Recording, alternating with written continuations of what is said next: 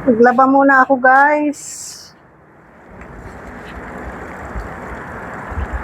Lagayan ko ng purple.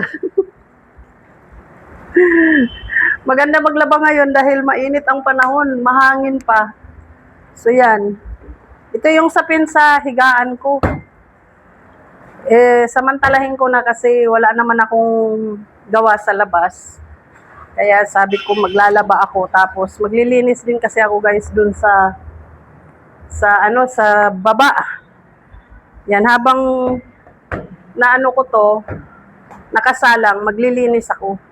'Di ba? Para doble ang trabaho. Yan. Para hindi masayang yung oras ko, guys. Para hindi masayang ang oras.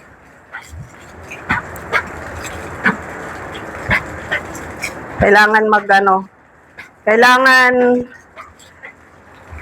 maano ko yung labahin ko.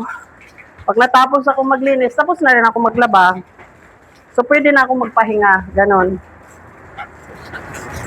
Yan. Saglit lang naman to, guys. Saglit lang tong matapos.